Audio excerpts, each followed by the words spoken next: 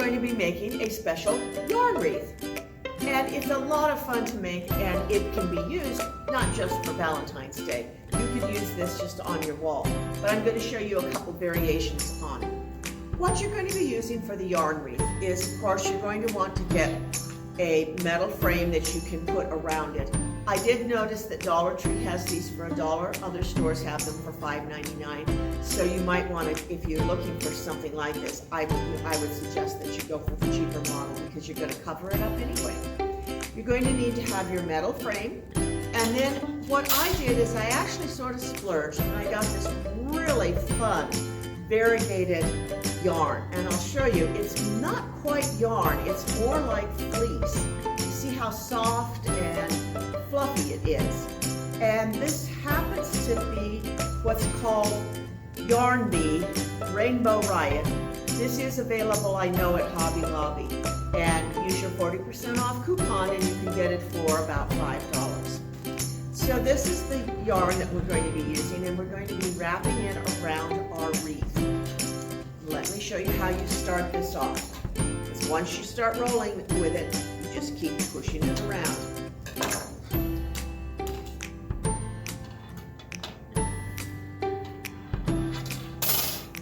What I do is I turn the metal frame over, I go ahead and I glue the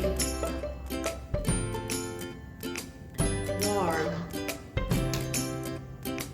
at the top of the heart. And because it's a metal frame, it's a little hard to glue it, so I take all 3 rungs of the wire and put some glue on it.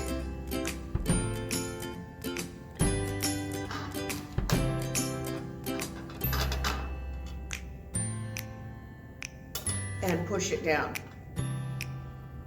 And then what you're going to want to do is you're literally just going to take and wrap it around. You want to go with the slant of the heart, so I'm going to slant it just a little bit to the, I don't know if you want to call this the top or the bottom, but just you can see I slant it a little bit there. Then I'm going to move it over just a little bit. I'm going to go ahead and go around again.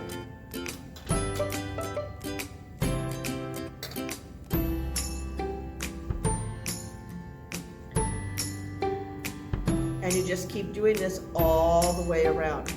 When you get to the point down here, what you're going to want to do is you want to give yourself a few extra rolls so that you can push them over to cover the point, and just keep going all the way around your frame.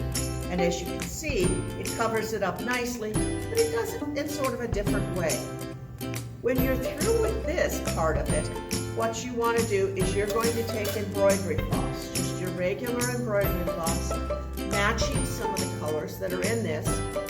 And then what you're going to want to do is just take your embroidery floss, tie it and wrap it around any way you want, which is a lot of fun if you have a child, because they love just moving the yarn around. You just wrap the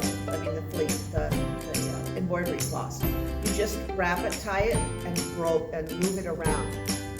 Now I'm going to show you a couple things that you can do, and then we'll go back and do the tassel.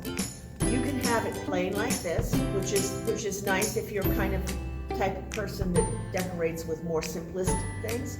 If you want, however, you can cut some hearts out of foam and then tuck them in different places. And this is kind of nice if you're going to have it up all year. You can put this in for Valentine's Day, but then you can take the hearts out and leave it plain for the rest of the year. But you tuck these in all sorts of different places. I would also, if you're going to do this, I would go ahead and glue them down if you aren't going to remove them, just so that you have them in more stable. You can also do something like this. That's why I said you probably want to glue these if you want to. But one of the things that's nice about this is you can even take and write messages on the back of this and put it up. So each member in the family could make a Valentine for another member in the family and put it in the family Valentine Day part. And that would be a nice way to celebrate Valentine's Day. Now let's look at the tassel. How do you make tassels? When you're making a tassel, what you want to do is you want to make sure that you have it really firm, and you can also put that on some cardboard so it keeps exactly the same distance, so that you have it exactly the same distance. Or you can do what I'm doing. You make the roll and you then pull on it to make sure that you're getting it about the same. And we're going to do, this is a good size for a tassel. You want to make sure that you have your end coming down.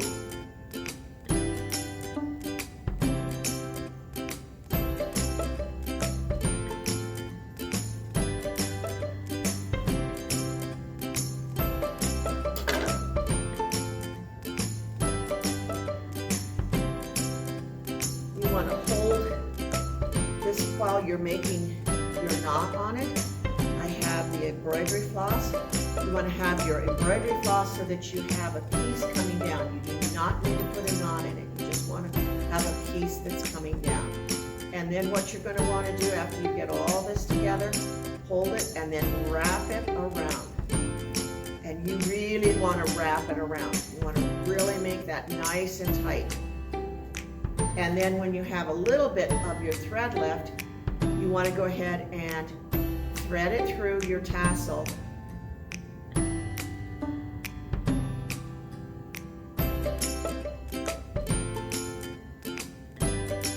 A few different times. You can also take the piece that is hanging down here and you can tie it so that you have a really firm.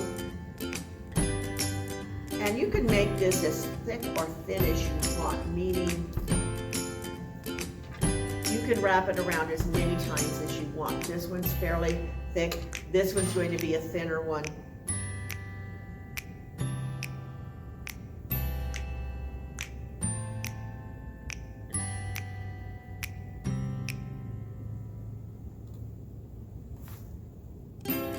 You can even take, if you have some pieces that are long enough, you could take and tie some beads on the end if you want to make a fancy type of tassel.